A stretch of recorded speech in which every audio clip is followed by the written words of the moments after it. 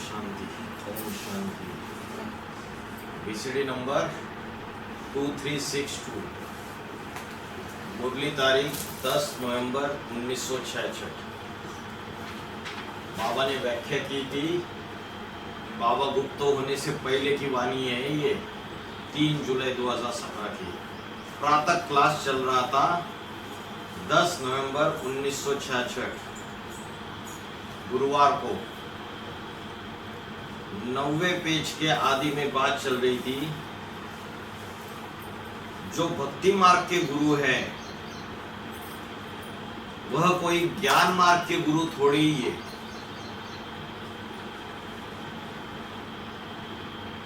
ज्ञान मार्ग के गुरु अलग और भक्ति मार्ग के गुरु अलग।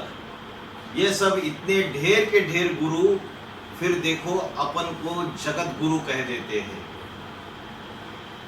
अब सारे जगत का गुरु तो एक होगा या अनेक होंगे? एक होगा। हाँ, जगत गुरु तो है,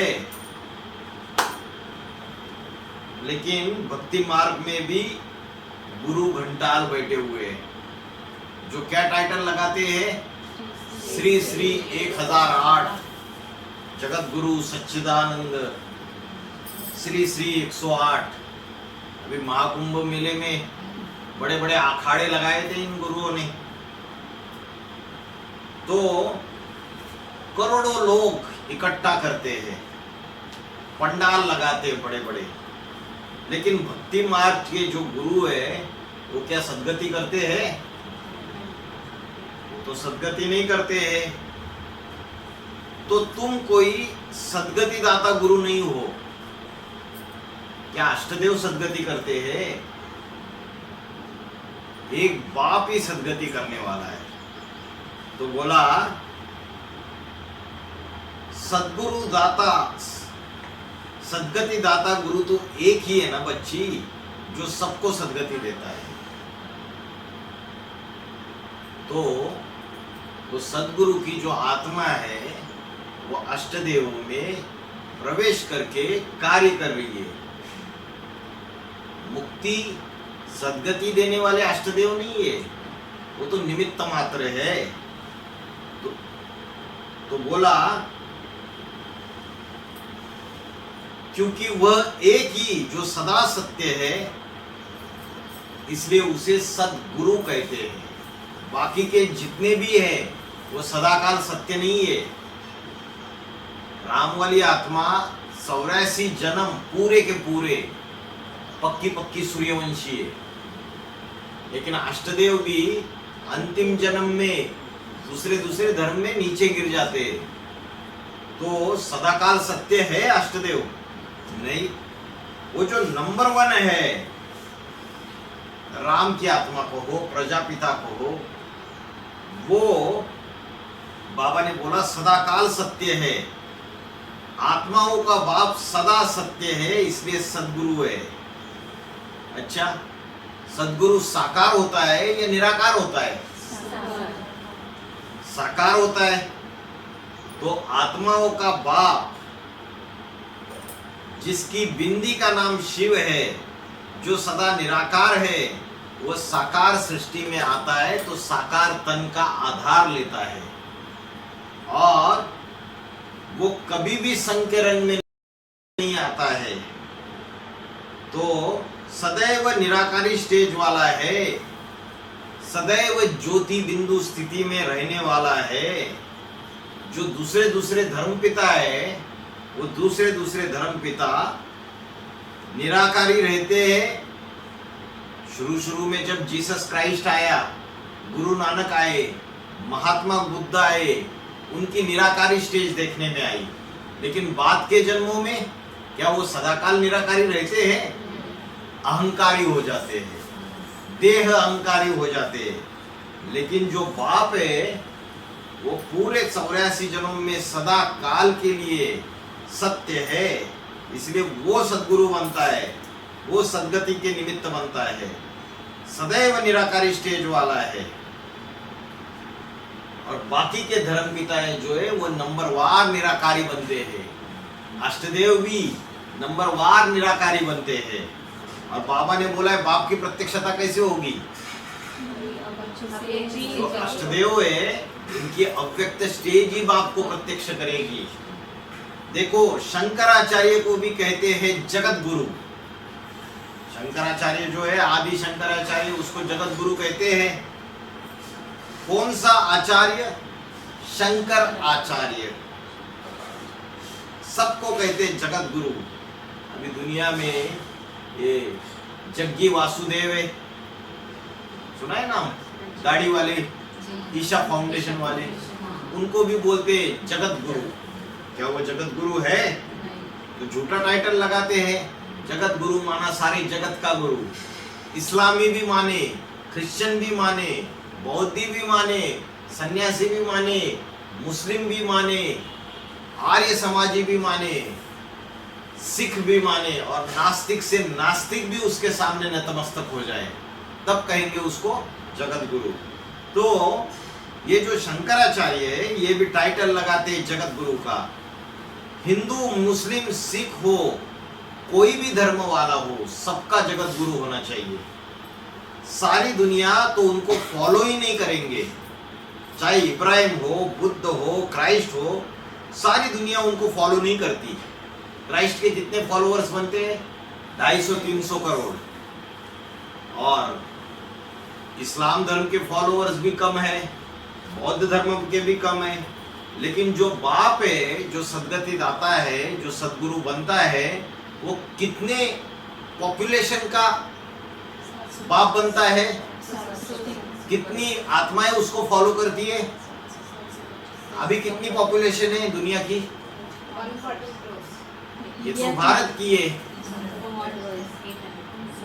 8 बिलियन है, अभी 800 करोड़ है, तो अंत तक 700-750 करोड़ भी उसको फॉलो करेंगे।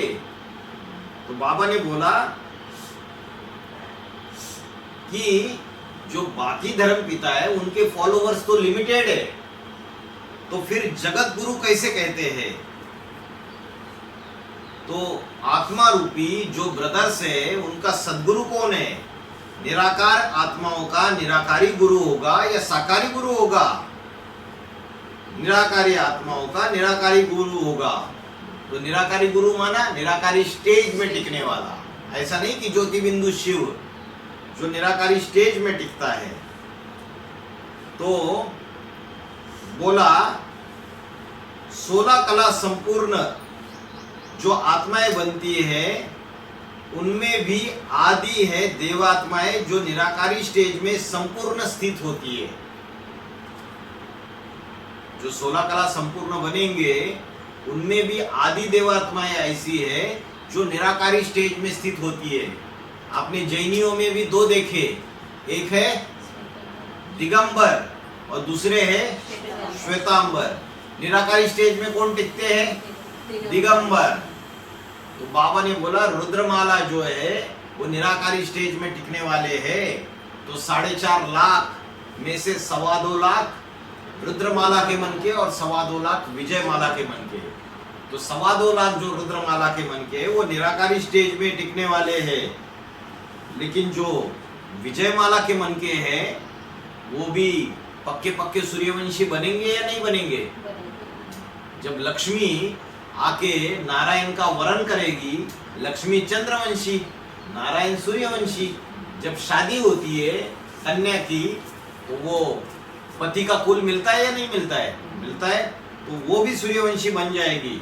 तो बोला वो सारी की सारी आत्माएं क्या है? 4.5 लाख रचयिता है। क्या है वो? रचयिता। रचयिता साकार होता है या निराकार होता है? साकार होता है। साकार मनुष्य होते हैं, निराकार आत्माएं होती है। तो इस मनुष्य सृष्टि रूपी झाड़ में जो साकार मनुष्य है, उनकी टोटल संख्या 500-700 करोड़ है। उन सब का जगत गुरु कौन? शिव बाप तो जगत में आता ही नहीं, 500-700 करोड़ की दुनिया में नहीं आता। शिव बाप तो तुम बच्चों के बीच आता है, सिर्फ तुम बच्चों से ही बात करता है। सारी दुनिया के जो 500-700 करोड़ मनुष्य है उनसे बात करता है क्या शिव बाप? किससे बात करता है? तुम बच्चों से बात करता है जो सन्मुख रहते हैं। सारी दुनिया के 500-700 करोड़ मनुष्यों से बात नहीं करता। तो तुम बच्चों को जगत तो नहीं कहेंगे। जो बच्चे बाबा के सामने बैठे हैं उनको तो जगत नहीं कहेंगे। सारे जगत का नाथ है वो जगन्नाथ गाया हुआ है। 500-700 करोड़ का नाथ, 500-700 करोड़, चाहे कोई भी धर्म के हो, चाहे उनके धर्म पिता क्यों न हो, उनकी नाक में नकेल डालने वाला जगन्नाथ। जितने भी धर्म पिता है उनके भी नाक में नकेल डालता है। नाक में नकेल क्या? जैसे स्त्री क्या करती है, नाक में नथनी पहनती है, तो पुरुष जो उसका रचयिता है वो नाक में नकेल डालता है, मतलब उसकी रचना बनाता है उसको। तो बोला जो जगन्नाथ है वो सारे जितने भी धर्म पिता है उनके नाक में भी नकेल डालता है। सिख लोग भी कहते हैं एक सद्गुरु निराकार अकाल मूरत। भारत में भी गाय ने कालों का काल महाकाल, जिसको कोई काल खा नहीं सकता। किसको बोलते हैं महाकाल? शिव शंकर भोलेनाथ को। काल तो शरीर को खाता है, तो वो जगत गुरु शरीरधारी आत्मा है या सदा निराकारी है? शरीर को धारण करने वाली आत्मा है, सदा निराकार नहीं। शरीर को धारण करने वाली आत्मा है, मनुष्य आत्मा है या मनुष्य का बाप है? वो मनुष्य सृष्टि का बाप है। और ब्रह्मा के द्वारा जो मुरली निकली है उसमें बताया मैं आत्माओं का बाप हूं, मनुष्यों का बाप नहीं हूं। शिव ज्योति बिंदु जब इस सृष्टि पर आता है तो देहाभिमानी मनुष्यों को आत्मा का ज्ञान देकर आत्मा का जन्म देता है। वे भक्ति मार्ग वाले बोलते हैं कि आत्मा जो है परमात्मा आत्मा को रचता है। परमात्मा कोई आत्मा को रचता नहीं है। आत्मा तो आदि अनादि है, परमात्मा भी आदि अनादि है और प्रकृति के 5 तत्व भी आदि अनादि है। लेकिन जब परमात्मा कलयुग के अंत में संगम युग में इस सृष्टि पर आता है तो आत्मा का ज्ञान देता है, आत्मा का परिचय देता है। तब हमें पता चलता है कि मैं देह नहीं है, आत्मा हूं। तो बोला देहाभिमानी मनुष्य को आत्मा का ज्ञान देकर आत्मा का जन्म देता है।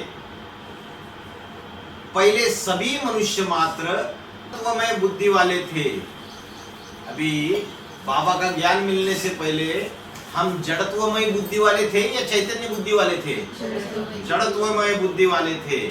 तो बोला आत्माओं का बाप कहते कि मैं क्या करता हूं, शरीर का लोन लेता हूं, देह का आधार लेता हूं। और किसके शरीर का लोन लेता है? वो जो मनुष्य सृष्टि का बाप है, राम वाली आत्मा, उसके शरीर का लोन लेता है, देह का आधार लेता है। जो अर्जुन है, अर्जुन उसके रथ का संभाल करता है। क्या जिसमें प्रवेश करता है उसकी आत्मा को कंट्रोल करता है क्या? उसकी आत्मा को कंट्रोल करता है शिव? उसकी आत्मा को कंट्रोल नहीं करता, आत्मा को फ्री छोड़ देता है। उसकी जो कर्मेंद्रिय है उन इंद्रियों को कंट्रोल करता है। लेकिन बाहर की दुनिया में जब कोई भूत प्रेत प्रवेश करता है तो उसकी आत्मा को कंट्रोल करता है या नहीं करता है? जैसे गुलजार दादी में ब्रह्मा बाबा की आत्मा प्रवेश करती है तो गुलजार दादी तो पूरी तरीके से 10 घंटा 12 घंटा उसकी सूध बूध सारी खो जाती है। उसको पता ही नहीं चलता है कि मेरे अंदर आके क्या ज्ञान सुनाया। तो बोला शिव जो है वो आत्मा को कंट्रोल नहीं करता, आत्मा को स्वतंत्र छोड़ देता है। तो स्वतंत्र रहो और स्वतंत्र रहने दो। स्व माना आत्मा, परमात्मा जो है वो स्वाभिमानी बनाने आया है। तो बोला मैं फोर्सफुली कोई बात कहता हूं क्या? मतलब कोई जोर जबरदस्ती करता है भगवान? पढ़ाई पढ़ाते पढ़ाते 80 साल होने को आए। 2017 में तो 80 साल होने को आए। क्योंकि 36 37 में ये ज्ञान की शुरुआत हुई थी और ये वाणी 2017 की है।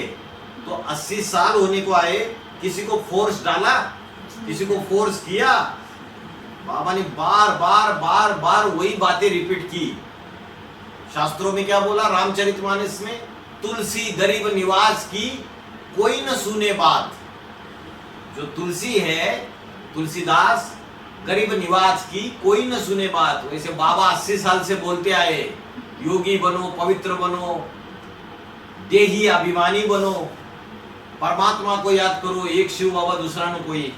हाँ, बाबा बोल रहे हैं ना कि विकारों को त्यागो, लेकिन क्या बच्चे सुधर रहे? और बाबा ने कोई फोर्स डाला, किसी की पिटाई की डंडे से? और घर में अगर बच्चे मानते नहीं है, हम एक बार बताते, 2 बार बताते, तीसरी बार बाथरूम में बंद कर देंगे या तो पिटाई करेंगे। तो बाबा ने भले फोर्स नहीं डाला, तो कोई निरंतर आत्माभिमानी बने क्या? बाबा ने फोर्स नहीं डाला तो कोई भी आत्माभिमानी बना आज तक? निरंतर, निरंतर माना सदा काल के लिए। कोई नहीं बने, अष्टदेव भी नहीं बने, निरंतर नहीं बने। मैं तो प्यार का सागर हूं। मैं बच्चों को आप समान बनाने आया हूं। नंबर वार बाप समान बनते हैं। पहले पहले अष्टदेव बाप समान बनते हैं। अव्वल नंबर में मुकर्रर रथ बनता है। ब्रह्मा को टेम्पररी रथ कहा है। ब्रह्मा को टेम्पररी रथ क्यों कहा है? क्योंकि ब्रह्मा के तन का आधार टेम्पररी रूप में लेता है। 1948 से लेके 1969 तक जो मनुष्य सृष्टि का बाप उसको नहीं कहेंगे। पक्का प्रूफ मुरली में बता दिया है कि फादर है तो फादर जरूर मिलना चाहिए। फादर कहे और मिले ही नहीं तो इस दुनिया की 500-700 करोड़ आत्माएं, चाहे कोई भी धर्म की हो, वो गॉड फादर कहती है ना। क्रिश्चियन लोग क्या कहते हैं? God father is liberator and guide. तो 500-700 करोड़ की आत्माएं सबसे मिलेंगे, बाबा ने बोला है। टेलीविजन खोलेंगे तो टेलीविजन के आधार से देख सकते हैं, लेकिन ब्रह्मा बाबा तो 69 में शरीर छोड़ दिए। तो ये जो मुकर्रर राम का सूक्ष्म शरीर है, उस मुकर्रर सूक्ष्म शरीर के साथ उसके द्वारा कहीं न कहीं किसी पर्सनैलिटी के रूप में आने वाले समय में 2028 के बाद बाबा सारी दुनिया के सामने प्रत्यक्ष होते जाएंगे। पहले अष्टदेवों के सामने प्रत्यक्ष होंगे, फिर 108 के सामने प्रत्यक्ष होंगे, फिर ब्रह्मा की 1000 भुजाओं के सामने प्रत्यक्ष होंगे, फिर 16,108 के सामने प्रत्यक्ष होंगे, फिर 4.5 लाख आत्माओं के सामने प्रत्यक्ष होंगे, फिर बाहर की दुनिया के सामने भी प्रत्यक्षता होगी। बाबा ने बोला घर बैठे साक्षात्कार होंगे। तो बोला फादर सिर्फ कहे और कभी मिले ही नहीं तो उसे फादर कैसे कह सकते हैं? तो ब्रह्मा बाबा क्या मिले सबसे? नहीं मिले। तो टेम्पररी रथ है। फादर इसलिए कहा जाता है आदि में बीज डाले और अंत में बच्चों को वर्षा दे। तो ब्रह्मा बाबा ने वर्षा दिया था और यज्ञ के आदि में बीज डाला था। यज्ञ के आदि में ज्ञान का बीज डालने वाला कौन था? सेवकराम है ना, जिसने साक्षात्कारों के अर्थ समझाए थे। और अंत में जो वर्षा मिलता है, पहले पहले वर्षा किसको मिलता है? अष्टदेवों को। तो क्या ब्रह्मा बाबा अष्टदेव 108 की माला तैयार कर पाए? नहीं कर पाए, जीते जी। तो बोला अंत में बच्चों को वर्षा दे। कोई भी छोटा मोटा बाप होगा, गरीब भी होगा, तो अपने बच्चों को कुछ न कुछ वर्षा देकर जरूर जाएगा। तो मैं तो बाप हूं, लेकिन निराकारी बाप, शिव बाप, निराकार आत्माओं का निराकार बाप से निराकारी वर्षा मिलता है ज्ञान का। शिव से सिर्फ ज्ञान का वर्षा मिलता है, साकारी वर्षा तो नहीं कहेंगे। तो जो निराकारी बाप है शिव, वो पार्शलिटी नहीं करता है किसी से। उसके लिए तो 750 करोड़ 800 करोड़ सारे एक जैसे हैं। तो निराकारी वर्षा जो मेरे पास अकूट भंडार है, वह सब लेने योग्य नहीं बनते हैं। शिव के पास ज्ञान का अकूट भंडार है। सब लोग सारा ज्ञान ले लेते उससे। तू प्यार का सागर है, तेरी एक बूंद के प्यासे हम। ये बूंद ज्ञान की बूंद है। क्या अष्टदेव सारा ज्ञान ले पाते हैं? नहीं। कोई अष्टदेव सागर में से इतना उठा लेगा, कोई अष्टदेव सागर में से दूसरा उठा लेगा हिस्सा। तो बोला वो अकूट ज्ञान का भंडार है, उससे सारा ज्ञान कोई भी नहीं ले पाता पूरी तरीके से। मैं आया हूं आप समान बनाने में, तो कोई तो बच्चा लेता होगा ना। एक बच्चा लेता है, कौन है वो? जो शिव के समान बन जाता है। इसलिए शिव के साथ शंकर का नाम जोड़ा गया है। तो मेरे से अकूट ज्ञान का भंडार लेता है, मेरे समान त्रिकालदर्शी बनता है, बाप समान। वो मेरा बड़ा बच्चा होगा या छोटे मोटे बच्चों में से होगा, बड़ा बच्चा होगा। तो मैं आता हूं मनुष्य से देवता बनाने के लिए, नर से नारायण बनाने के लिए। नारायण का अर्थ क्या है? नार माना ज्ञान जल और अयन माना घर, जिसका ज्ञान जल ही सदैव घर है। विष्णु को कहा दिखाया? क्षीर सागर में। और क्षीर मतलब दूध, ये ज्ञान का दूध है। उसमें विष्णु को या नारायण को दिखाया। दुनिया की हर मनुष्य आत्माएं सतो प्रधान, सतो सामान्य, रजो और तमो प्रधान बनती ही है। सभी मनुष्य आत्माएं तमो प्रधान बनती है। तो मनुष्य सृष्टि में जो मेरा बड़ा बच्चा है वह भी तमो प्रधान बनता है या नहीं बनता है? जो बड़ा बच्चा है वो तमो प्रधान बनता है या नहीं बनता है? बनता है। लेकिन कब बनता है? अंतिम जन्म में बनता है। जिस अंतिम जन्म में मैं प्रवेश करता हूं उसकी वानप्रस्थ अवस्था में उस समय तमो प्रधान बन जाता है। और ऐसा तमो प्रधान बनता है कि दुनिया का कोई भी तमो प्रधान से तमो प्रधान धर्म हो, उस धर्म के फॉलोअर्स हो, उन फॉलोअर्स के मुकाबले सबसे ज्यादा तमो प्रधान बनता है। इसलिए बोला मैं नंबर 1 पतित तन कामी कांटे में आता हूं और उसको नंबर 1 गार्डन का फूल बनाता हूं। तो सबसे ज्यादा तमो प्रधान बनता है। और उसके बाद नंबर किसका है तमो प्रधान बनने के लिए? सबसे नीचे कौन गिरते हैं? अष्टदेव। बाबा ने बोला अंतिम जन्म में इतने नीचे गिर जाते हैं कि सारी दुनिया में सारी आत्माओं को क्रॉस कर देते हैं। तो नीचे गिरने में भी क्रॉस कर देते हैं और ऊपर चढ़ने में भी सबको क्रॉस कर देते हैं जब ज्ञान मिलता है। ऐसा तमो प्रधान जिसकी आत्मा यादगार के रूप में द्वापर से स्वर्ण लिंग के रूप में पूजी जाती है। बाद में सतो सामान्य स्टेज आया तो रजत लिंग मतलब सिल्वर का लिंग बनता है। और जब कलयुग आता है तो कौन सा लिंग बनता है? ताम्र लिंग। रजो प्रधान भी बनती है। अभी तो पत्थर का लिंग भी बनता है कलयुग में। कलयुग के शुरुआत में ताम्र लिंग और कलयुग के अंत में जाके पत्थर का लिंग। तो लोहे के समान काली बन जाती है आत्माएं कलयुग में, पत्थर के समान काली बन जाती है। पत्थर भी दो तरह का है। एक पत्थर होता है संगमरमर का पत्थर, एकदम सफेद, काली माँ का निशाना नहीं। ये संगमरमर है क्या? ये नहीं है ना, टाइल से।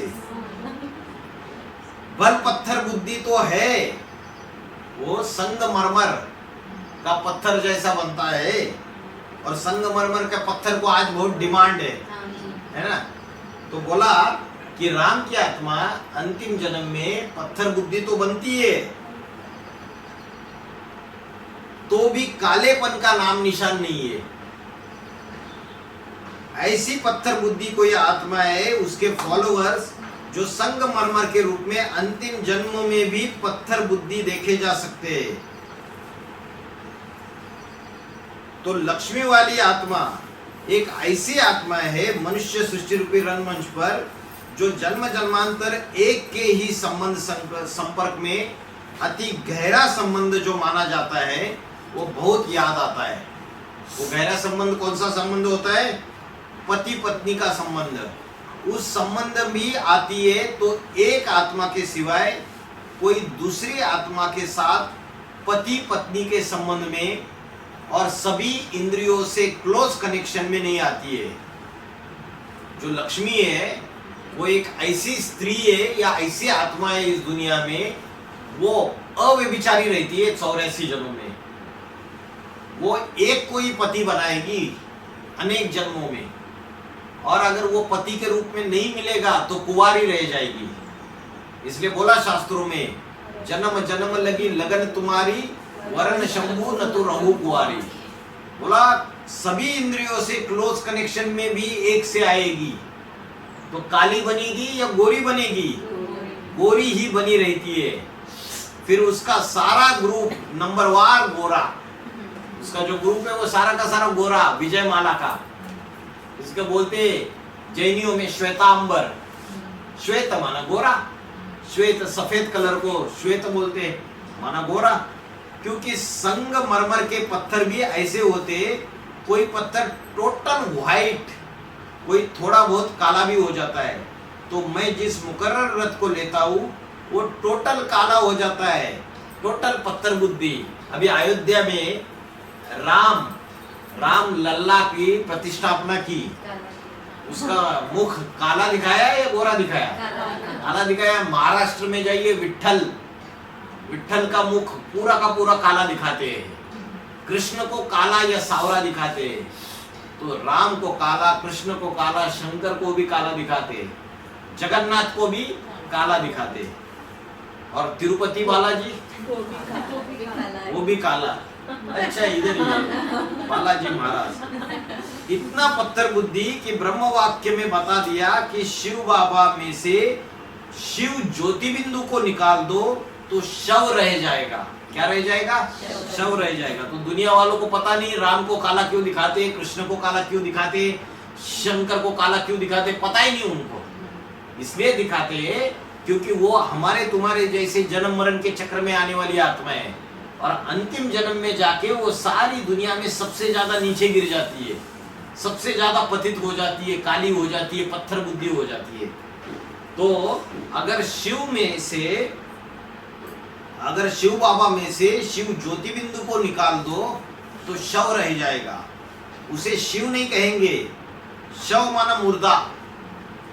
मुर्दे को 1000 डंडे मारते रहो, ज्ञान के डंडे, वेद में ज्ञान के डंडे होते हैं ना, 1000 ज्ञान के डंडे मारते रहो तो वो पत्थर बुद्धि की पत्थर बुद्धि में वो ज्ञान नहीं बैठता, वो ज्ञान के डंडे का कोई भी असर नहीं होता। वो एक ही आत्मा है जिसको आदि से लेके अंत तक शिव बाप वो स्पेशल ज्ञान का डंडा लगाते ही रहते हैं। राम वाली आत्मा जो है उसको ज्ञान का डंडा लगाते रहते हैं आदि से अंत तक। कौन सा ज्ञान का डंडा लगाते हैं? कौन सी ऐसी ज्ञान की बात है जो उसके पत्थर बुद्धि में बैठती ही नहीं है? अमृत छोड़ विष काहे को खावे, विष काहे को खाए। कि विष किसको कहा जाता है?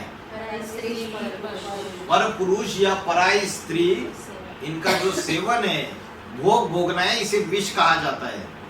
लेकिन वो तो पत्थर बुद्धि बनाए इस बात में, तो उसका जो शंकर का विष पीने का पार्ट है वो कल्याणकारी है या कल्याणकारी है? कल्याणकारी है। चित्रों में भी दिखाते विष का प्याला पीता है।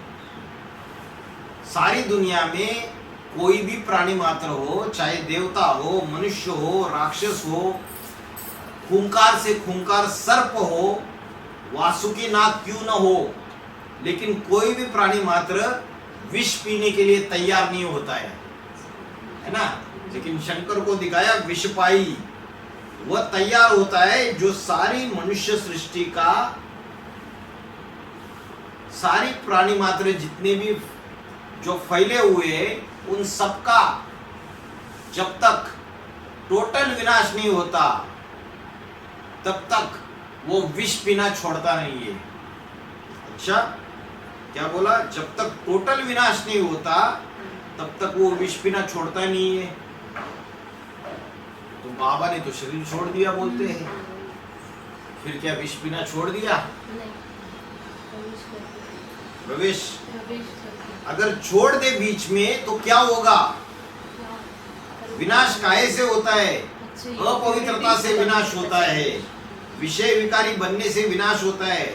उस आत्मा को इस मनुष्य सृष्टि रंगमंच पर स्पेशल पार्ट, अव्वल नंबर का पार्ट जो शास्त्रों में गाया हुआ है, वो पार्ट बजाना है। ब्रह्मा द्वारा स्थापना, ब्रह्मा को विष्णु द्वारा पालना मिली हुई है और शंकर को विनाश का काम मिला हुआ है। विनाश इम्प्यूरिटी के बगैर होता ही नहीं है। जब इम्प्यूरिटी रहेगी तो विनाश होगा।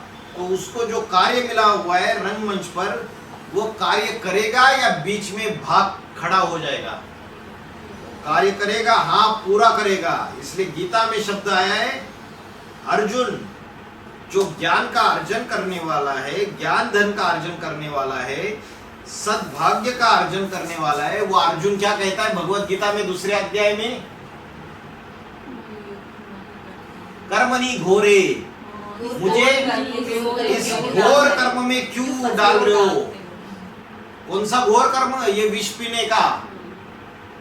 उसको पसंद है क्या? पसंद तो नहीं है, लेकिन संसार के कल्याण के लिए करना पड़ता है। जो देहधारी धर्मगुरु हुए भक्ति मार्ग के, उन्होंने हिंसक युद्ध का कर्म समझ लिया। उन्होंने क्या समझ लिया? ये तो हिंसक कर्म है। लेकिन जो भगवान है ऊंचते ऊंच, वो हिंसा करने का पाठ पढ़ाता है क्या? नहीं पढ़ाता है। हिंसा करने का पाठ नहीं पढ़ाता है। तो शिव के इसकी पूजा होती है, एक लिंग की पूजा होती है, अनेक देवी देवताओं की कमल हस्त, कमल नयन, कमल पाद, कमल मुख, उसकी पूजा होती है। लेकिन शिव उस इंद्रियों से जिस साकार शरीर में आता है, हिंसा करता है? नहीं करता है। तो देखो इस गहराई को भक्ति मार्ग के धर्मगुरु ने नहीं पहचान पाया कि भगवान जब आते मनुष्य सृष्टि में, तो गीता का जो पहला श्लोक है, धर्म क्षेत्रे कुरुक्षेत्रे,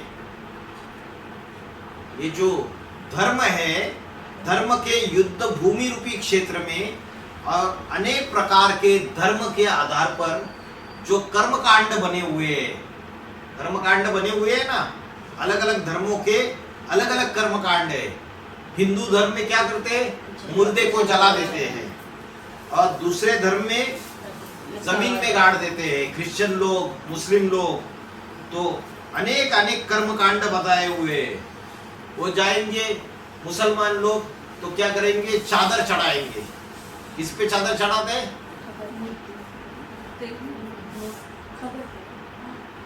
मुर्दे के ऊपर भी चढ़ाते हैं, वो कब्र के ऊपर चढ़ाते हैं, और क्या बोलते हैं उसको? मजार, मजार बोलते हैं ना, उसके ऊपर चादर चढ़ाते हैं।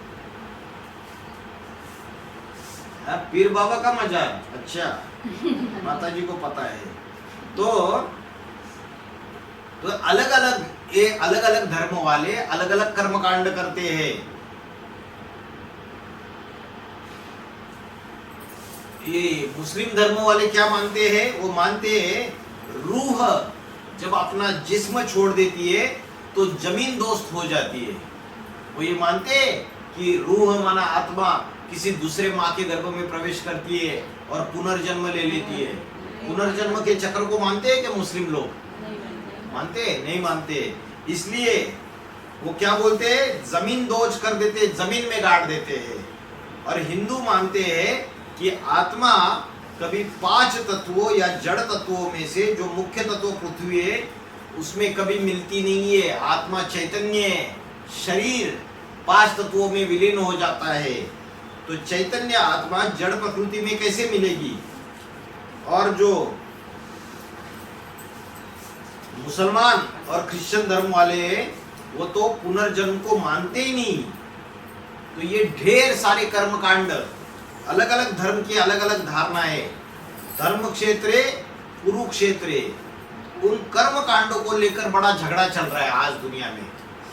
आज दुनिया में अनेक अनेक मतांतर है और सारे धर्म वाले अनेक आपस में झगड़ा कर रहे हैं। तो दूसरे धर्म वाले भारतवासियों को कन्वर्ट करते हैं या भारतवासी दूसरे धर्म वालों को कन्वर्ट करते हैं? दूसरे धर्म वाले ही कन्वर्ट करते हैं। कोई क्रिश्चियन धर्म वाले क्या करते हैं? पैसा देंगे, उनको जमीन देंगे। जो भारत में जो दलित लोग हैं उनको पैसा बांटेंगे, धन बांटेंगे। कभी कभी जनबल के आधार पर बड़ी बड़ी सेनाएं ला करके हिंसक युद्ध करते हैं और कन्वर्ट कर देते हैं। अभी एडवांस पार्टी की दुनिया में भी कन्वर्जन चल रहा है या नहीं चल रहा है? जो माताएं, जो भाई लोग उस 5वें नंबर के पूर्वज को मिलते, वो बोलते हमारी आत्मा तो प्रसन्न हो गई, हमें तो बहुत अच्छा लगा। और जब सेंटर पे पता चल जाता है तो वहां जो इस्लाम धर्म का पूर्वज जो माया बेटी है वो अपनी सबऑर्डिनेट असिस्टेंट बहनों के थ्रू गर्दन पे तलवार रख के कन्वर्ट कर देती है। बोलती है वहां जाओगे तो तुम्हारी क्लास बंद कर देंगे। तो कन्वर्जन का शूटिंग बड़ी बड़ी सेनाएं ला करके हिंसक युद्ध के आधार पर कन्वर्ट करेंगे। ये सेना नहीं तो क्या है?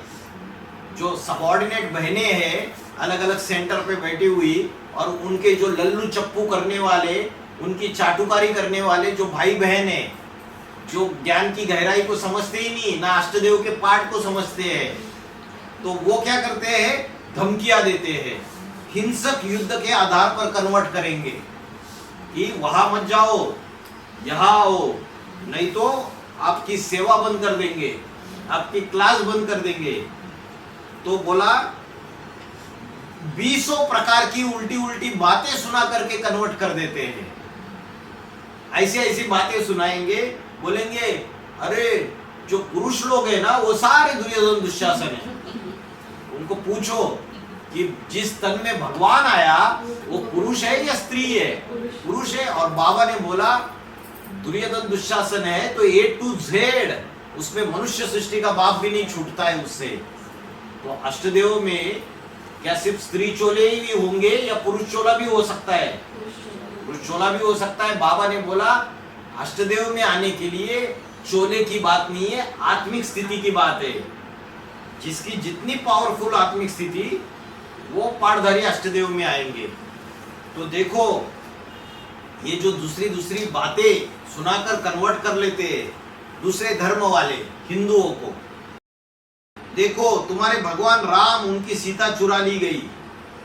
ऐसा राजा किस काम का जो अपनी रानी को भी सुरक्षित ना रख सके, अपनी बीवी बाल बच्चों को सुरक्षा नहीं दे सकता, फिर वो प्रजा को कैसे सुरक्षित करेगा? ऐसे बोलते हैं ना ये क्रिश्चियन धर्म वाले, मुस्लिम धर्म वाले। अरे तुम्हारा भगवान नहीं है वो, तुम लोग मुगालते में आ गए, धोखे में आ गए। हमारे क्रिश्चियन धर्म में आ जाओ, खूब सुख शांति से रहोगे। जैसे बड़ी मम्मी बाबा को छोड़ के चली गई। कब चली गई? 1998 के बाद 2000 में, सन 2000 में, गंगा सागर में।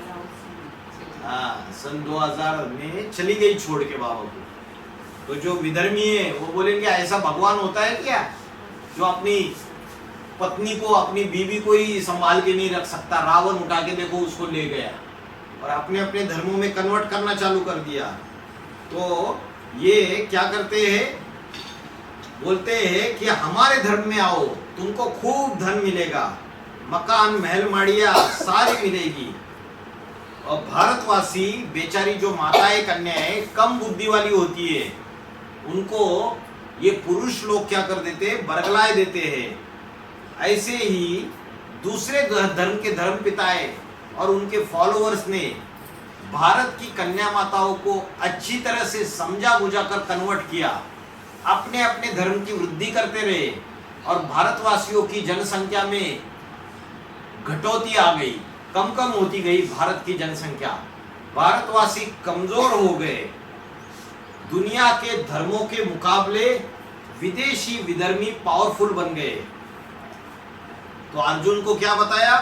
अर्जुन को बताया कि भगवान ने तेरा रथ लिया है, इसलिए बोला इदम शरीरम कौन्तेय क्षेत्रम इति अभिधीयते ये तेरा जो शरीर है ये युद्ध क्षेत्र है, धर्म युद्ध का क्षेत्र है, कर्म युद्ध का क्षेत्र है। बाबा ने बोला गुड़ जाने और गुड़ की गोथरी जाने।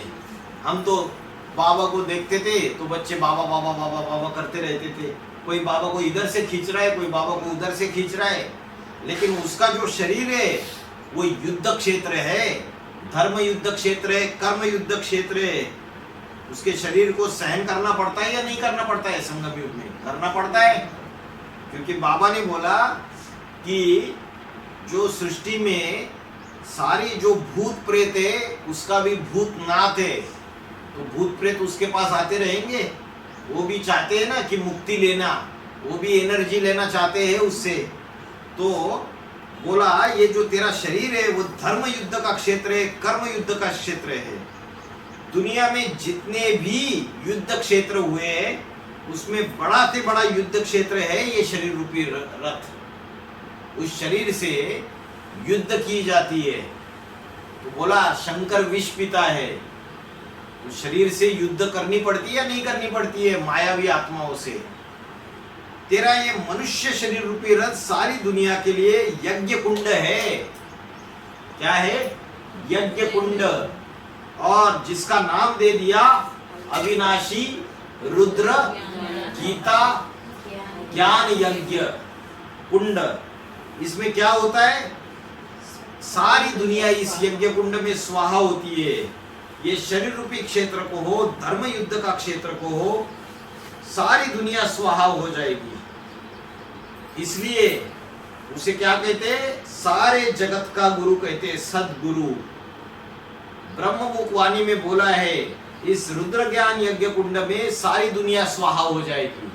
उसका जो शरीर है वही यज्ञ कुंड है, रुद्र ज्ञान यज्ञ कुंड। उसमें सारी दुनिया स्वाहा हो जाएगी। शरीर स्वाहा हो जाएंगे या आत्माएं स्वाहा हो जाएगी? 5 तत्वों से बने हुए शरीर स्वाहा हो जाएंगे। स्वाहा का मतलब क्या है? स्व माना आत्मा, अपना कुछ भी है, तन मन धन समय संबंध संपर्क सब नष्ट हो जाएंगे, कुछ भी शेष नहीं रहेगा। इस दुनिया में जो हम कहते हैं मेरा मेरा, बाबा ने बोला कुछ भी नहीं रहेगा। इस मोह जाल से छूटा हुआ कोई दिखाई पड़ेगा या वह भी नहीं दिखाई पड़ेगा। इसलिए बोला है तुलसीदास ने रामायण में, मोह सकल व्याधि न कर मूला। मोह सब प्रकार की तकलीफों का जड़ है। अभी माताएं जो है वो मोह छोड़ पा रही है क्या अपने बच्चों के ऊपर का? नहीं छोड़ पा रही है। बच्चे बड़े हो जाते हैं, शादी हो जाती है, फिर भी मोह नहीं छोड़ पाते। पोते हो जाते हैं तो पोतों में भी मोह लग जाता है, नातियों में भी मोह लग जाता है। तो बोला भारतवासियों के लिए खास बोला कि क्या है, भारत मातृ देश है, मातृ प्रधान। और माताएं अगर नष्टो मोहा हो जाए तो क्या है माता जी, अगर माताएं अगर मोह को जीत ले तो क्या हो जाएगा? जगत जीत बन जाएंगे, जगत जीत बन जाएंगे, तो विजयी बन जाएगी। माताओं में दूसरे विकार इतने ज्यादा नहीं होते, काम क्रोध लोभ अहंकार मोह विकार ज्यादा होता है। तो बाबा ने बोला काम क्रोध लोभ अहंकार से विजय पा लेंगे, देह के 5 तत्वों पर भी विजय पा लेंगे। तो बोला विजयी विश्व तिरंगा प्यारा, झंडा ऊंचा रहे हमारा। ये कपड़े का झंडा, खासकर ये जो सिखों की गुरुद्वारा है ना, उसमें इंद्रलठ दिखाया जाता है। गुरुद्वारा में एक इंद्रलठ होता है।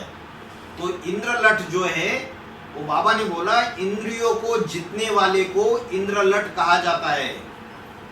जो इंद्रियों को जीतता है, तो ये झंडे में जो 3 कपड़े पिरोए हुए, वास्तव में इनका बेहद का अर्थ है। कठोपनिषद नामक शास्त्र में क्या बोला? आत्मा नाम विद्धि शरीरम रथमेव च। तो शरीर रथ है, तो ये शरीर रूपी कपड़ा है। विश्व विजय करने वाले झंडे में तीन प्रकार के शरीर रूपी रथ है। ब्रह्मा रूपी स्थापनाकारी और पालना का काम जो है वो विष्णु का है। शास्त्रों में और चित्रों में ब्रह्मा के कितने रूप गाए हुए हैं? कितने रूप होते हैं ब्रह्मा के शास्त्रों में?